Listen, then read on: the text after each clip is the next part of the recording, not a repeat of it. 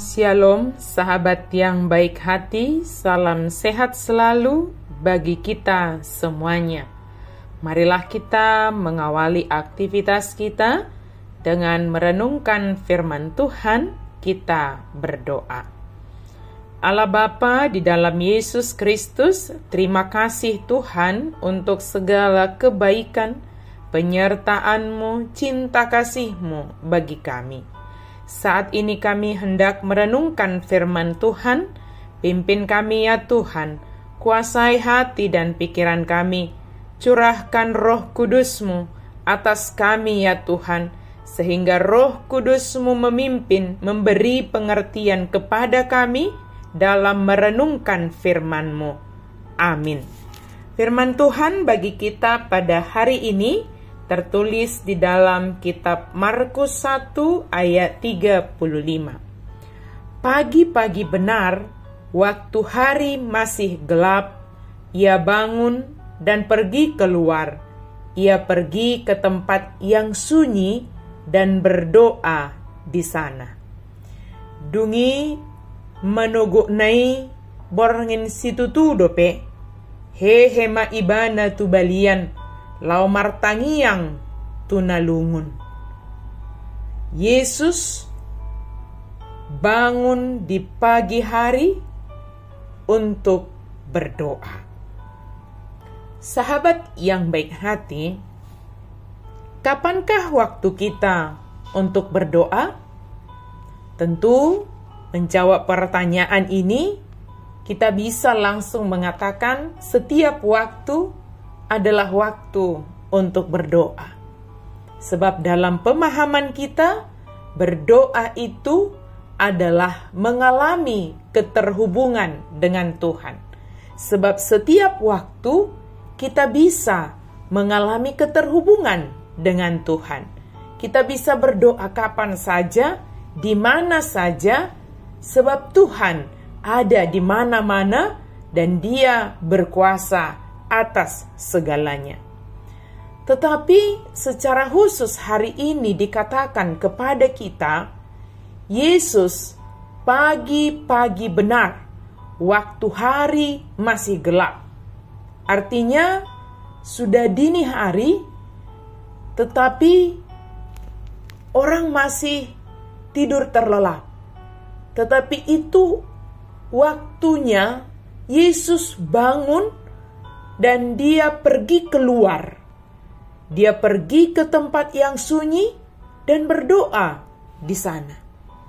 Sahabat yang baik hati, adalah sangat penting kita bangun di pagi hari. Pagi-pagi benar. Dan yang pertama sekali kita lakukan adalah berdoa. Di waktu yang sunyi itu, kita benar-benar mengalami dan mendengarkan suara Tuhan di dalam doa itu. Di dalam doa, kita biasanya menyampaikan segala hal yang ada di hati kita, di pikiran kita kepada Tuhan. Waktu yang dinyatakan bagi kita pada saat ini adalah mari kita bangun dan aktivitas pertama kita adalah berdoa, berbicara kepada Tuhan. Sebab kita tidak tahu apa yang akan kita hadapi dalam satu hari itu. Ketika kita bangun, tetapi kita buru-buru melakukan aktivitas kita, pekerjaan kita tanpa mengingat untuk berseru kepada Tuhan, kita bisa saja tersandung, menghadapi sesuatu yang sulit. Tetapi ketika kita sudah berdoa, kita juga bisa saja menghadapi yang sulit. Tapi ketika kita sudah mengalami keterhubungan dengan Tuhan, maka Tuhanlah yang menolong kita, menuntun kita dalam menghadapi segala sesuatu dalam kehidupan ini. Di perjalanan misalnya, kita tidak tahu apa yang akan terjadi. Tetapi ketika kita berserah kepada Tuhan, kita percayakan seluruhnya kepada Tuhan, Dialah yang memelihara dan menjaga kita. Di tempat pekerjaan kita, adalah sangat baik mengawali segala sesuatu di dalam doa. Supaya Tuhan yang menjadi pengendali hati kita, pengendali pikiran kita, apapun yang kita hadapi, kesulitan, pergumulan, apapun itu, ketika kita sudah mengalami keterhubungan dengan Tuhan, menerima tuntunan Tuhan, pimpinan dari Tuhan, maka kita akan disanggupkan untuk menghadapi segala hal. Awalilah harimu dengan doa, awalilah harimu dengan mengalami keterhubungan kepada Tuhan, awalilah harimu dengan penuh penyerahan diri kepada Tuhan. Amin. Mari kita berdoa. Terima kasih Tuhan untuk firman-Mu. Kami sungguh bersyukur diingatkan pagi-pagi benar ketika kami bangun, misalnya di jam 3 pagi atau jam 4 pagi.